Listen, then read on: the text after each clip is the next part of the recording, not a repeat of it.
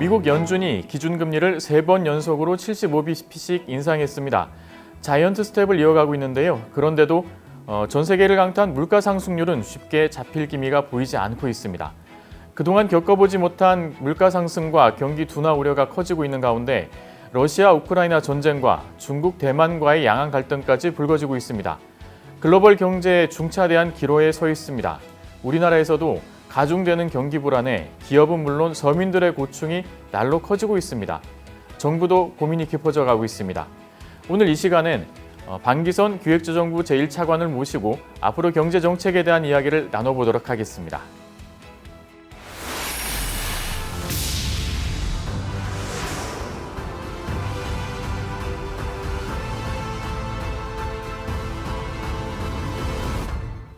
네, 일단 우리나라 경제 현안에 대해서 좀 이야기를 나눠보도록 하겠습니다. 최근 들어서 작년까지 들었지만 올해 듣지 못했던 단어들이 몇 가지가 있는데요. 잘 들리지 않는 말들이 이제 4차 산업혁명이라든지 플렉스 이런 말들입니다. 미래에 대한 희망이라든지 아니면은 삶의 여유 이런 것들이 좀 사라진 느낌인데요. 아무래도 물가가 많이 올라서 사람들의 삶이 좀 팍팍해졌기 때문이 아닐까라는 생각이 듭니다. 물가가 지금 너무 많이 오른 상황인데 좀 어떻게 좀 보고 계신지 어떤 대응을 좀 하고 계신지 좀 말씀 부탁드리겠습니다. 예, 일단 물가 상승률이 굉장히 높은 치수로 나타나는 거에 있어서 국민들께 하여간 죄송한 마음을 금치 못하겠고요. 잘 아시는 것처럼 작년 7월 달에 6.3%의 물가가 지금 최고점을 찍었었고요. 8월은 조금 안정이 돼서 지금 5.7%로 나오고 있습니다. 그래서 이러한 물가 상승이 대부분은 사실 국제 유가가 많이 오르고 또 달러 환율도 많이 오르는 것에 기인하고 있습니다. 우크라이나 전쟁이라든가 여러 가지 요인들이 대외적으로 일어나다 보니까 그러한 것의 영향으로 지금 국내 물가들이 많이 올라가고 있는데요. 8월 달부터 해서는 5.7% 다소 낮아져서 그렇지만 아직도 상방 요인은 좀 여전히 남아있는 상황이라고 볼 수가 있겠습니다. 그래서 그동안 정부에서는 9차례에 걸쳐서 서민 물가, 민생 대책을 펼쳐와서 이 물가를 잡는 데 최우선 과제로 두고 저희가 추진을 해오고 있고요. 특히 최근에는 이제 추석을 맞이해서 좀 평소보다 좀 추석이 일렀기 때문에 그 부분에 있어서는 물가 상승의 가능성이 좀 높았었습니다. 그래서 작년 수준의 물가 수준이 이루어지도록 저희가 여러 가지 대책을 마련을 했었습니다. 특히 20대 성수품에 대해서는 공급량도 매출 늘리고 그다음에 할인 쿠폰을 활용을 해서 국민들이 사실 때는 조금 더 싼 가격으로 살 수 있도록 노력을 해왔었는데요. 결과적으로 보면은 작년 수준으로 국민들이 체감하시는 부분도 좀 있었고 또 일부 품목에 있어서는 조금 작년보다는 좀 높다라고 느끼시는 점도 있었을 것 같습니다. 그래서 저희가 앞으로도 지속적으로 물가가 낮아질 수 있도록 노력을 하겠고 최근에 저희가 상황이 더 이상 악화가 되지 않는다면 한 10월 정도가 물가의 정점이 이루어지고 그 이후는 좀 안정세로 이루어질 것이라고 생각은 하고 있습니다. 그런데 그렇다 하더라도 과거처럼 2% 3%대의 물가가 될 거는 같지는 않고요. 조금 높은 수준에서 지금보다는 좀 안정된 상태로 볼 거다라고 보고 있습니다. 네, 일단 그러면 밥상 물가 위주로 좀 대응을 해 오셨고 좀 체감을 좀 높이겠다 이런 측면이었던 것 같습니다. 그리고 물가의 요인으로서는 국제 유가 그리고 환율을 지목해 주셨는데요. 네. 환율 같은 경우는 아직도 굉장히 높은 수준으로 유지되고 있고 또 1,400원을 지금 뚫고 올라간 상황이지 않습니까? 너무나 좀 높이 올라간 것이 아니냐, 위험하다라는 얘기들도 나오고 있는데요. 거기에 무역 수지 적자도 지금 아주 높은 수준으로 지금 가고 있고요. 그렇다 보니 외환 보유고도 좀 줄어들지 않겠냐 이런 우려도 있는데요. 다 엮여 있는 것 같습니다. 환율부터 해서 좀 어떻게 좀 봐야 되는 것 같습니다. 예, 우선 환율에 대해서 말씀을 드리면은 최근에 환율이 높은 게 나타나는 이유는 사실은 미국에서 미국 중앙은행에서 금리를 올리다 보니까 그 부분에 있어서 이것이 여러 가지 여파를 미치면서 환율이 올라가는 걸로 보고 있습니다. 그래서 사실은 달러를 제외하고 나머지 기축통화들, 그러니까 파운드화, 유로화, 엔화, 위안화 모두가 다 지금 굉장히 약세를 보이고 있고요. 저희도 마찬가지로 지금 약세를 좀 보이고 있는 상황이라고 볼 수 있겠습니다. 그래서 사실은 환율이 더 이상 이렇게 좀 경제에 부정적 영향을 미치지 않도록 정부도 세심하게 지금 관리를 하고 있는데 앞서 말씀드린 것처럼 이제 경상수지라든가 무역수지 측면에서 좀 적자 부분이 나타날 것을 우려를 해서 저희가 그에 대한 대책도 이루어지고 있고 실질적으로 이제 자본 흐름이 이 외환 수급 여건 등이 좀 비정상적으로 나타나지 않도록 저희가 최선의 관리 노력을 하고 있습니다. 그리고 말씀드린 것처럼 그 쏠림 현상이라든가 투기 현상 이런 것이 만약에 나타날 기미가 조금이라도 보이면 저희가 최선의 정책을 다 동원을 해서 그거에 대해서 방지를 하고 있고요. 그래서 과거 사례를 보게 되면은 사실 금융권의 외화 수급 여건이 좀 안 좋아지면 이것이 악영향을 미칠 수 있기 때문에 그 부분에 대해서 면밀히 지금 모니터링을 하고 있습니다.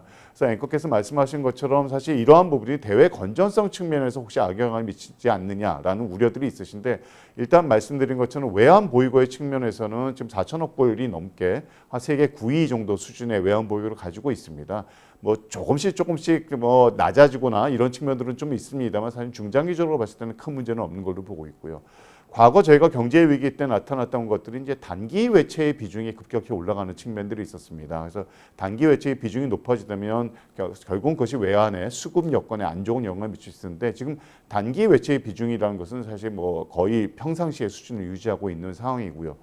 그 이외에 대외 건전성을 살펴볼 수 있는 것들이 CDS 프리미엄이라는 것이 있는데 CDS 프리미엄도 상당히 안정적으로 유지를 하고 있습니다. 그래서 많은 그 IB들이라든가 그다음에 대외 경제학자들인가 이런 분들이 다 한국의 대외 건전성에는 문제가 없다라고 평가를 하고 계시고 저희도 지금 그렇게 생각을 하고 있습니다.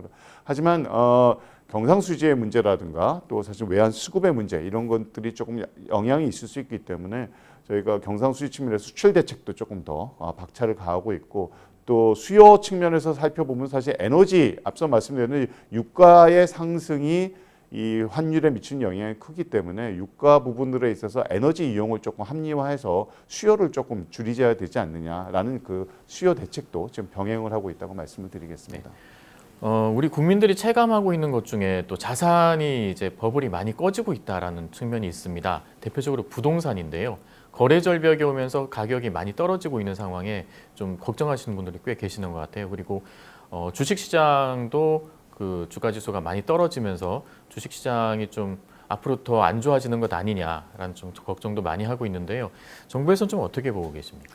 먼저 부동산 시장에 대해서 말씀을 드리면 사실 부동산 가격은 지난 2년간 굉장히 급격하게 많이 올랐었죠. 사실 작년으로 봤을 때는 전국 평균으로 봤을 때 거의 10% 정도가 오를 정도로 급격히 올랐던 부분들이 있는데요. 최근 들어서는 뭐 여러 가지 금리도 좀 높아지고 이런 측면들이 있겠습니다만은 매매 가격도 그렇고 전세 가격도 그렇고 전반적으로 좀 하향 안정화되고 있다라고 지금 정부는 보고 있습니다.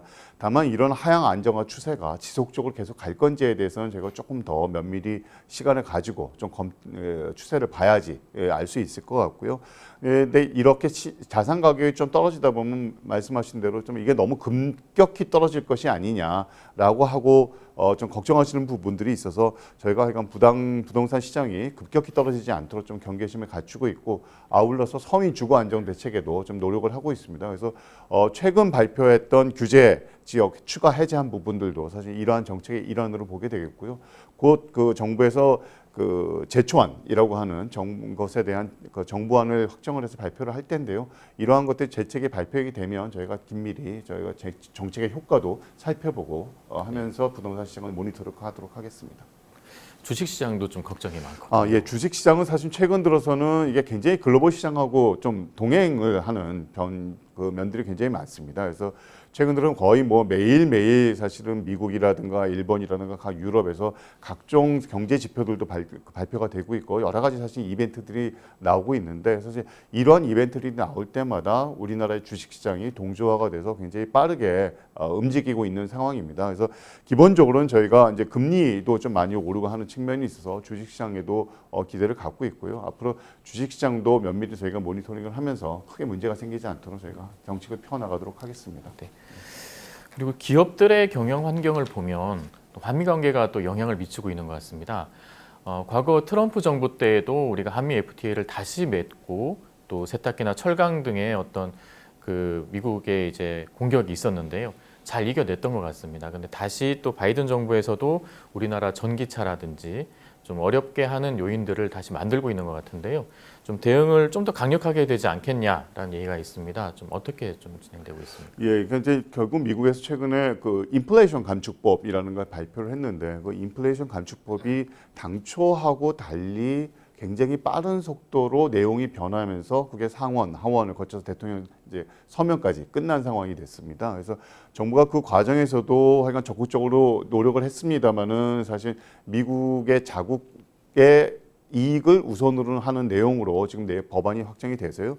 저희가 이에 대해서는 업계와 또 관계부처 다 합동으로 해서 법안의 내용에 대해서도 개정할 수 있도록 저희가 촉구를 하고 있고, 실제로 법안이 실행이 되는 데 있어서는 이제 시행령이 굉장히 중요한데요. 그 시행령을 제정하는 과정에서도 우리나라의 이익이 충분히 반영이 될 수 있도록 노력을 하고 있습니다. 그리고 앞서 말씀하신 것처럼 이제 FTA라든가 WTO 규정에 혹시 위배되는 측면들이 없느냐라고 해서 저희가 그것도 면밀히 살펴보고 있고요. 중장기적으로 보실 때는 결국 미국의 현지에 공장을 좀 설립을 하고 거기에서 직접적으로 생산을 해서 수출을 하는 형태의 것으로 가야 되지 않나 싶긴 한데, 이런 부분들이 사실은 전체적으로 글로벌 시장에서 나타나는 그 공급망의 문제의 원인이 있다고 생각을 하고 있습니다. 우선 뭐 경제 안보라든가 그다음에 자국이 갖고 있는 핵심 산업에 대해서 경쟁력을 좀 더 보호를 하고 일자리도 보호하고 하는 형태들이 있는데, 이런 자국의 이익을 우선하는 정책이 앞으로는 조금 전 세계가 힘을 합쳐서 글로벌의 네트워크 밸류 체인을 만들어내는 형태로 좀 바꿔야 되지 않느냐라고 생각을 하고 있습니다. 그리고 우리나라도 우리나라의 이익을 좀 보호해야 되는 측면도 있을 것 같은데요. 만약에 미국에 공장을 짓게 되면 국부 유출이 될 수도 있고 우리나라 일자리가 줄어들 수도 있지 않겠습니까? 좀 우려되는 측면도 분명히 있거든요. 좀 대응할 방법이 있나요? 그 부분에 있어서는 결국은 조립의 문제라든가 그다음에 원산지의 문제라든가 하는 것들이 미국 자체에서 이루어져야 된다는 조건 때문에 이루어지는 것뿐이라서 거기에 결국 적응해야 되는 부분들은 적응을 해야 될 것 같고요. 그 위에 미국에서나 아니면 다른 나라에서 생산하던 것들도 좀 국내에서 하고 서로 교환하는 형태로 이루어진다면 최소한의 사실 일자리 그 유실 문제라든가 이런 것들을 막으면서 할 수 있도록 저희가 기업과 관계부처와 함께 노력을 해서 대처를 하도록 그렇게 하겠습니다. 네, 힘을 좀 모아야 될 것 같습니다. 네. 그리고 우리나라 지금 당장 또 피해를 좀 본 측면이 있죠. 최근에 태풍이 오면서, 그리고 폭우가 쏟아지면서 서민들이 이제 반지하에 살고 계신 분들 피해를 많이 받고, 네, 포스코 같은 경우에는 고급 제강 시설들이 그 물에 잠기면서 언제 또 복구가 될지 모르겠다 이런 얘기가 들려오고 있는데요. 그 태풍과 폭우 피해에 대해서 좀 복구하고 지원하는 방안들이 좀 마련되고 있습니까? 예, 우선 태풍 피해에 대해서 이번에 그 11호 흰남노의 태풍의 영향으로 해서 피해를 입으신 분들께 사실은 깊은 위로와 또 격려의 말씀을 우선 전해드리겠고요. 통상적으로 태풍이나 홍수나 이런 것들이 일어나면 정부에서는 그것이 어느 정도 피해를 받느냐라는 걸 먼저 조사를 하고 이게 굉장히 복구하기 힘들 정도의, 지방자치단체에서 스스로 복구하기는 좀 힘들 정도의 피해가 봤다라고 했을 때는 특별재난선포지역이라는 걸 선포를 해서 국가에서 좀 더 큰 지원을 해드립니다. 근데 이것이 통상적으로는 2주 이상의 시간이 걸립니다. 근데 이번에 11호 흰남노 태풍이 일어났을 때는 사실은 태풍이 일어난 그 다음 날, 태풍이 일어나서 피해가 그 태풍이 끝난 그 다음 날로 바로 포항과 경주 지역에 특별재난지역을 선포를 했고요. 우선적으로 이 특별재난지역에서 선포했을 경우에는 이제 건보료라든가 통신료들이 좀 감면이 되고, 앞서 말씀드린 대로 국고에서 좀 추가 지원을 해드리게 돼 있습니다. 그래서 우선 이 특별재난지역에 선포된 이후에 행안부에서 재난안전 특별교부세라든가 재난구호 사업비를 통해서 응급적으로 필요한 부분들을 조치를 해서 지원을 해드렸고요. 특히 그 같은 날 사실 저희가 이제 목적 예비비 500억을 만들어서 그 피해 입은 지역에 내려드렸습니다. 그래서 이럴 경우에 우선은 조사가 끝나야 전체적인 피해의 규모를 알 수 있기 때문에 급하게 처리할 수 있는 부분들은 500억 범위 내에 처리를 하시고, 저희가 모든 것이 다 끝난 다음에 조금 더 추가적인 재원이 필요하다면 또 정부에서도 적극적으로 추가 재원을 드리도록 그렇게 하겠습니다.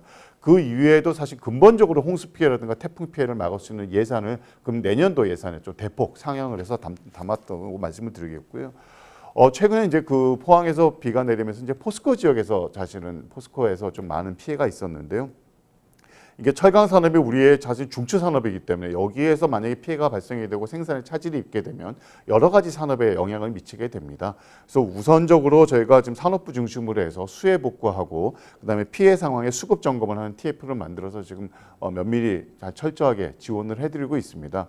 그래서 우선 이러한 앞서 말씀 수해 피해가 조선업이라든가 또 뭐 자동차라든가 가정 같은 수요 산업에 퍼지지 않도록 저희가 철광제의 수급 동향 영향을 면밀히 만들고 있고요. 필요한 경우에는 사실 가스등 포스코 내에 다른 지역에 있는 공장을 활용하는 방안도 지금 강구를 하고 있고, 필요에 따라서는 해외 공장에서도 생산을 해서 국내로 다시 들어오는 방안도 노력을 하고 있습니다. 그래서 하여간 그 피해 복구를 하는 경우에서는 인근의 이제 지방자치단체라든가 또 산업계, 유관기관들께서 적극적으로 협조를 해주시고 있는데, 앞으로 저희가 전 국민이 모두 합쳐서 이 피해가 발생하지 않도록, 더 이상 확산되지 않도록 노력을 하도록 하겠습니다. 네. 사실 포스코의 제강, 철강 시설은 우리나라의 중추 산업이고 뼈대지 않습니까? 그래서 조속한 시일 내에 좀 복구가 됐으면 좋겠습니다. 지금까지 우리나라의 경제 현안에 대해서 좀 살펴봤는데요. 이제 세제와 예산을 어떤 방식으로 가져갈 것인지 좀 얘기를 나눠보도록 하겠습니다. 윤석열 정부의 가장 큰 방향 중에 하나는 법인세 감세였던 것 같습니다. 굉장히 충격적이고 그리고 센세이셔널하게 이제 알려졌는데요. 법인세 그리고 소득세 감소를 통해서 한 13조 정도죠. 세수가 줄어들 것으로 전망하고 있는데요. 앞으로 경제 대응 여력이 이것 때문에 좀 많이 줄어들 수도 있을 것 같습니다. 정부가 가지고 있는 어떤 무기 아니면 쓸 수 있는 여력이 좀 줄어드는 건 아닌지 우려가 있는데요. 좀 어떻게 대응을 하실 계획이신지요? 예, 일단 그 법인세 감세 부분은 저희가 이제 다른 나라들은 지금 사실 다 법인세를 경제적으로 좀 낮추고 있는 상황인데, 지난 몇 년간 사실 법인세의 최고 세율을 한 25%까지 올렸기 때문에 그게 OECD 평균이 지금 한 21%, 22% 정도 됩니다. 그래서 그 평균 수준으로 낮춘다. 그래서 좀 과도하게 높아졌던 세율을 정상화한다라는 측면에서 이해를 해주셨으면 좋겠고요. 앞서 앵커님께서 말씀하신 대로 한 13.1조 원의 세수 감소가 생기는데, 그게 당장 내년도에 발생하는 세수 감소는 6.4조입니다. 그래서 이 6.4조라는 것이 전체 국세 세입의 한 1.6% 정도가 되는데요. 통상적으로 세수의 증가율이 한 5% 내지 6% 정도 된다는 것을 생각을 한다면, 사실 그 정도의 세수 감소는 크게 재정 여력에 영향을 미치는 것은 아니라고 생각을 하고요. 법인세를 감세하는 이유가 기본적으로 기업과 민간이 조금 더 활발하게 활동을 해서 그 부분에서 이익을 창출하고 그것이 국민들의 소득 증가를 이루어주는 것을 기대하기 때문에 만들어지는 것이거든요. 그래서 사실 그 6.4조나 13.1조 이런 것들이 뭐 세수가 없어지는 것은 아니고, 오히려 국민들의 소득과 소비, 투자 이런 걸로 되갚아진다라고 생각을 하고 있고, 중장기적으로 봤을 때는 결국 낮은 세율이 가져가는 것들이 중장기적으로 좀 더 많은 세수로 되돌아올 것이다라고 저는 생각을 하고 있습니다. 네. 내년 예산안을 제출하셨잖아요. 근데 내용을 보면은 상당수의 지출 구조 조정이 있었습니다. 그 가운데 이제 지역화폐나 공공임대주택, 공공일자리들이 많이 줄어들게 되는데요. 그 예산들이 한 6조 좀 넘어서는 것 같습니다. 근데 그러면 세수가 감소한 것의 그 유탄을 그런 서민들이 가져갈 수 있는 몫이 좀 줄어드는 쪽으로 가는 게 아니냐라는 우려도 있는데요. 좀 어떻게 봐야 되겠습니까? 지금 말씀하신 것처럼 뭐 세수 감소가 서민들의 예산의 감소로 연결되는 것은 아니고요. 사실은 항상 정부의 예산을 짤 경우에는 조금 더 집중적으로 지원을 해주는 분야가 있고, 상대적으로 지출 구조조정을 통해서 조금 줄어드는 분야가 있습니다. 근데 지출 구조조정을 해서 줄어드는 분야는 대체로 어떤 특징들이 갖고 있냐면, 사업의 효과가 별로 없다. 내지는 과거에 어떤 특이한 이유 때문에 조금 증가했던 것들, 일시적으로 증가했던 것들을 다시 원상복귀한다라는 것들로 이루어져 있습니다.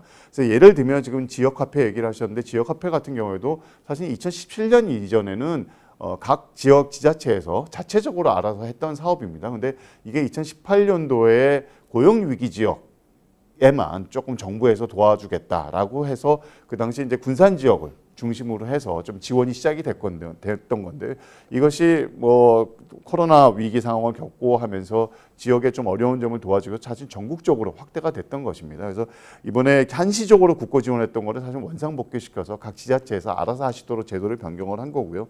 사실 지방 재정의 그간의 여건을 보게 되면은 저희가 이제 지방 교부세라는 것이 국세 세입의 일부 20%, 20.27%를 저희가 들이게 돼 있는데, 그게 22년도에 65조였던 것이 내년도에는 75조로 사실은 10조 이상이 증가가 됩니다. 그래서 이런 것처럼 중앙 정부보다는 사실 지방 정부의 재정 여력이 상당히 좋아지고 있는 측면을 감안을 해서 과거에 지방에서 자체적으로 하시던 사업을 앞으로는 좀 그렇게 해라라고 한 측면에서 한시적으로 종료를 한 거고요.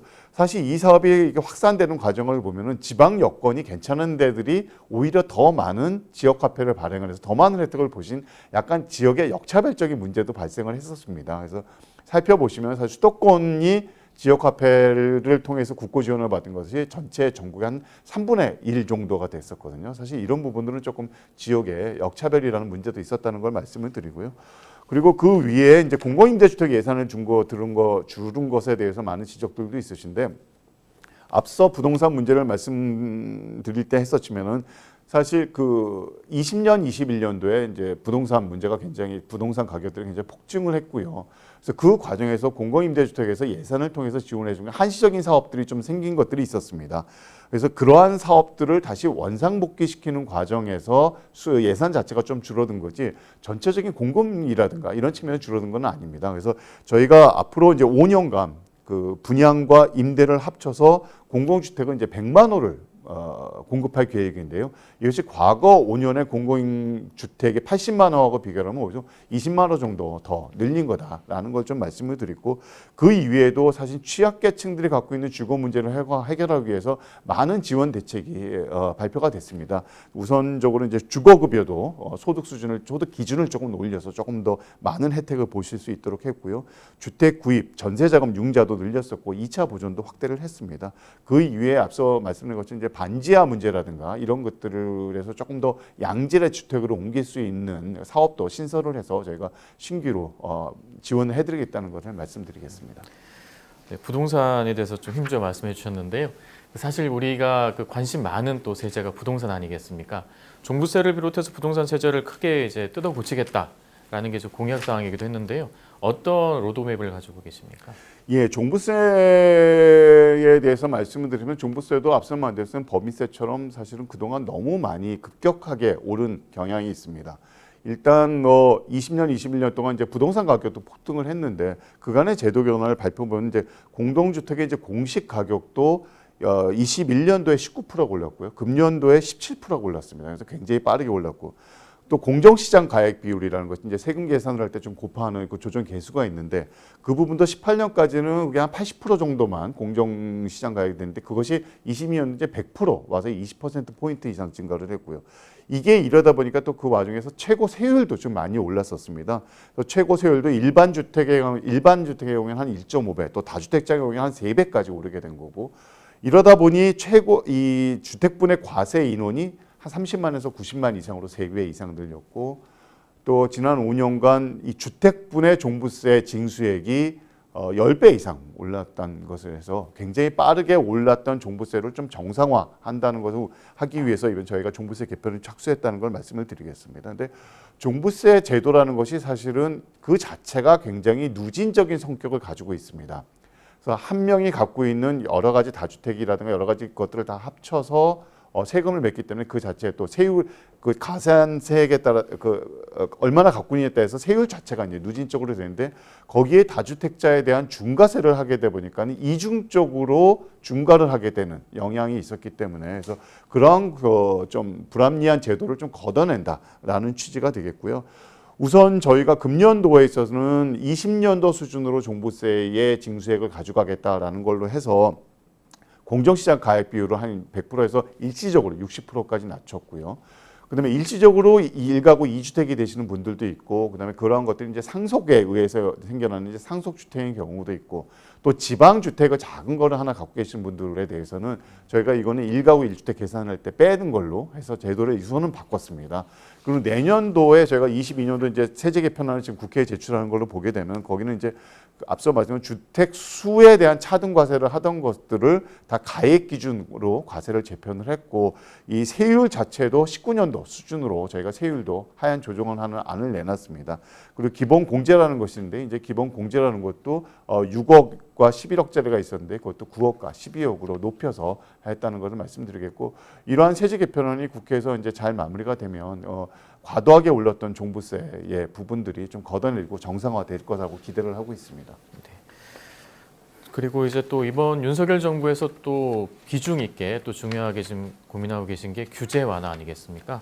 경제 규제 같은 경우에 이제 이번 정부에서 규제하는 그 방향이 과거 정부와 또 좀 다른 것 같습니다. 좀 어떤 특징이 있습니까?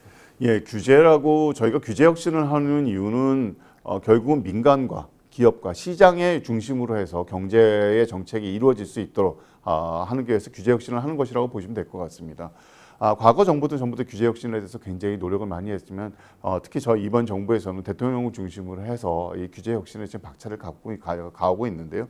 그동안에 저희가 규제 혁신의 성과를 살펴보게 되면은 OECD 주요국에서 규제가 어느 수준이냐에 따라서 비교하는 것이 이제 PMR 지수라는 것이 있습니다. 이게 상품 시장 규제 지수인데요. 그 상품 시장 규제를 살펴보면 저희가 18년도부터 이거에 대한 평가를 받았는데 거의 항상 최하위권에 있고요. 뭐 잘 아시겠지만 CES라고 해서 미국에서 이제 매년 하는 것들인데 그 금년도에 CES에서 우리나라에서 만든 제품이 한 140개 정도가 혁신 제품으로 지정이 돼서 이제 발표가 됐습니다. 그 중에 상당수는 또 우리나라에 갖고 있는 특이한 규제 때문에 실질적으로 우리나라에서는 시장 활동을 할 수 없는 것들도 있습니다. 그래서 이러한 것들에 대한 불합리한 규제를 없애기 위해서 저희가 하게 됐고요. 앞서 말씀드린 하여간 강력하고 전방위적인 규제 혁신을 하려고 하고 있고, 그래서 대통령께서 직접 주재하는 규제 혁신 전략회의를 중심으로 해서 저희가 이제 규제 혁신 방안을 발표를 하고 있고, 특히 경제 분야에 있는 규제를 위해서는 저희가 부총리 주재로 해서 경제 규제 TF를 만들어 가지고 그동안 두 차례에 걸쳐서 많은 규제 혁신 과제들을 만들어서 규제 혁신 과제를 발표한 바가 있습니다. 그래서 저희가 특히 많이 포커스를 주고 있는 것들은 그동안 많이 해결을 못했던 규제라는 것이 결국 복잡하게 얽혀있는 이해관계를 풀지 못해서 하는 것들이 있습니다. 그래서 이러한 이해관계들의 조정을 함께 이루어지고 또 특별히 어떠한 규제를 품으로써 손해를 많이 보시는 분들이 만약에 생긴다면 그 부분에 대해서는 보완책, 지원책까지 함께 마련을 해서 저희가 규제 혁신을 하려고 하는 부분들이 과거 정부와는 조금 차별화되는 부분이 아닐까라고 생각을 하고 있습니다. 그 시청자분들을 위해서 윤석열 정부에서 하고 있는 그 규제 혁신 중에 가장 대표적인 거 하나 딱 소개를 좀 해주실 수 있으실까요? 저희가 규제 혁신 중에서 사실은 생각하는 것 중에서 가장 큰 거는 그동안 과도하게 했었던 사실은 환경 관련되는 규제들이 좀 있었습니다.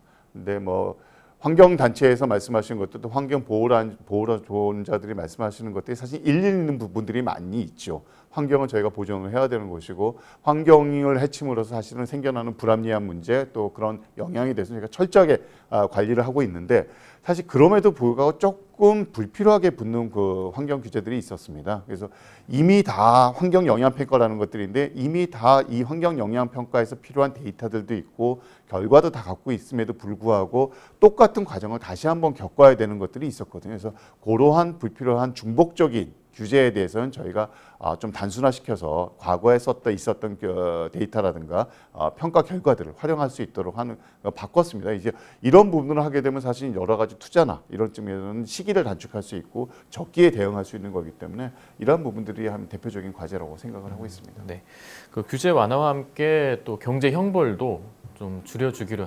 하셨죠.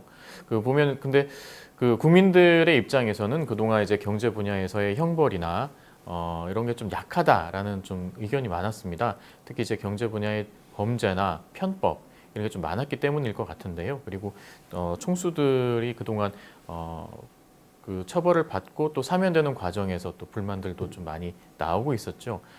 경제 형벌을 완화하면서 그런 측면도 좀 고려하지 않을 수 없을 텐데요. 어떤 방향으로 좀 하고 계십니까? 예, 경제 형벌을 완화한다고 말씀을 드리니까 사실 오해하시는 부분들이 조금 꼭 필요한 경제 형벌까지도 없애는 것이 아니냐라는 오해를 갖고 계시고 이것이 대기업을 보호하기 위해서 하는 것이 아니냐라는 오해가 있으신데요.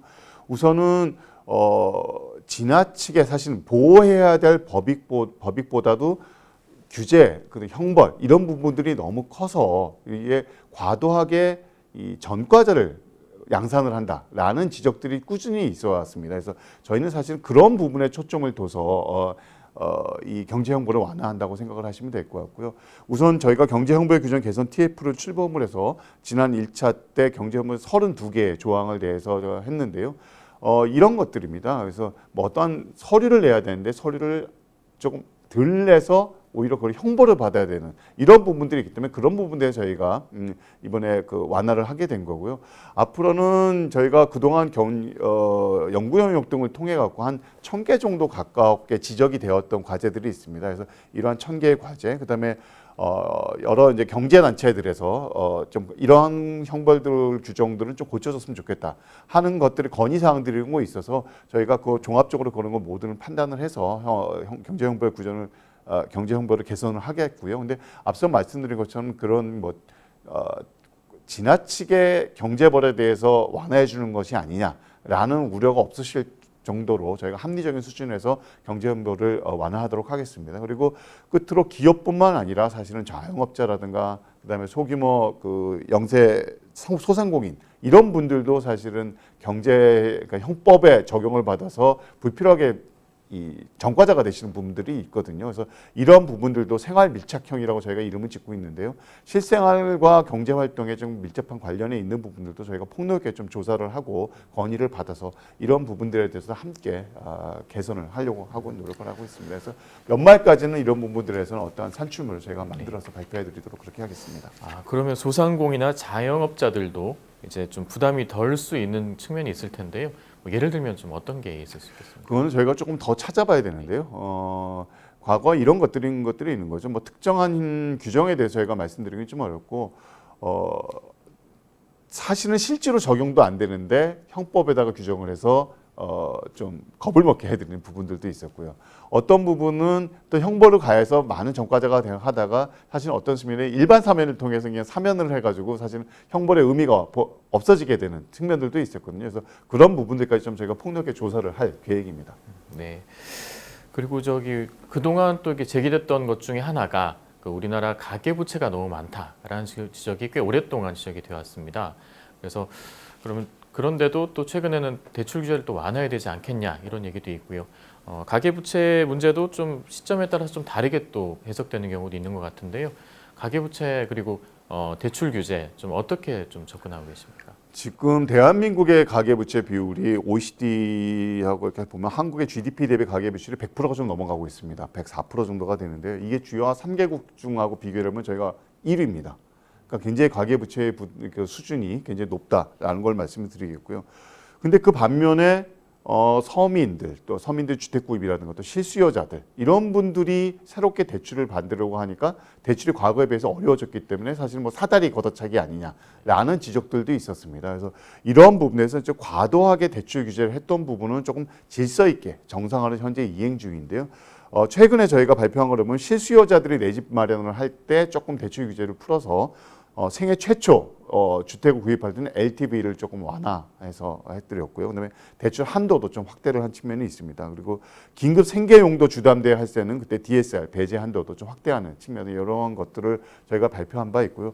앞으로 결국 이 문제는 가계부채를 어떻게 좀 연착륙시키냐라는 목적 하나하고 그다음에 서민과 실수요자들의 금융 접근성을 확대한다. 이 두 가지 측면을 동시에 고려를 하면서 질서 있게 진행을 하려고 하고 있습니다. 네. 자, 윤석열 정부의 그 현안 그리고 앞으로의 경제 정책 방향에 대해서 좀 들어봤는데요. 이제 한 4개월 됐습니다. 4개월 좀 넘었죠. 그동안 참 파란만장한 그 시간이었던 것 같은데요. 그 시간 동안 그 정책을 쭉 대응하는데 너무나 외부적인 요인이 많았던 것 같습니다. 그러다 보니 본연의 목적 했던 것과는 좀 거리가 좀 있지 않았었나라는 측면도 좀 생각이 되는데요. 그동안의 성과도 있을 거고 대응했던 좀 아쉬운 점도 있으실 겁니다. 그리고 앞으로 또 이제 어떻게 하겠다 이런 중점 대응 방향이 있을 텐데요. 좀 소개도 말씀해 주시고 앞으로 방향 간단하게 좀 소개 바랍니다. 예, 그동안 사실 4개월 동안 저희가 앞서 만들면서 이제 9차례 물가 민생 대책을 발표했다고 말씀드렸지 않습니까? 사실은 그 9차례 대책을 4개월 동안 발표한다는 게 거의 열흘에 한 번씩 종합적인 대책이 나온 거다라고 이렇게 상상을 하실 수가 있거든요. 그래서 저희가 물가와 민생 안정을 그만큼 최우선의 과제로 두고 최우선 정책으로 해서 꾸준히 추진해 왔습니다. 그래서 그동안에 살펴보면 사실은 외부 요인에 의해서 물가가 많이 올랐습니다만은 저희가 그래도 유리세 인하라든가 그다음에 농산물 가격 안정 대책이라든가 그런 여러 가지를 대책을 통해서 저희가 그래도 서민의 물가가 안정이 되는데 좀 일조를 했다고 생각을 하고 있고요. 그다음에 해외발의 이제 금리 미국이라든가 다른 나라들의 이제 금리 인상이 있으면서 사실 여러 가지 리스크 요인이 있었는데 정부뿐만 아니고 한국은행 간도 긴밀한 협조 관계를 유지하면서 그런 리스크 관리도 저희가 그래도 최선을 다해서 수행해 왔다고 말씀을 드리겠고요. 또 규제 혁신과 그다음에 세부담 완화 같은 그리고 또 서민의 안정, 서민을 위한 예산 대책 이런 것들 저희가 꾸준히 발표를 하면서 그래도 아직 크게 성과가 나오지는 않고 있습니다만은 성과가 발표될 수 있는 토대를 다졌다는 좀 측면에서는 저희가 나름대로 자부심을 가지고 있을 거라고 생각을 하고요. 그리고 뭐 노동시장 문제, 연금 개혁 문제, 교육 개혁 문제, 금융 시스템 문제, 서비스 산업 혁신 대책 뭐 이런 것들을 저희가 이제 5대 분야의 구조 개혁이라고 얘기를 하고 있는데요. 그러한 5대 구조 개혁의 방향도 토대를 잡았다고 생각을 하고 있습니다.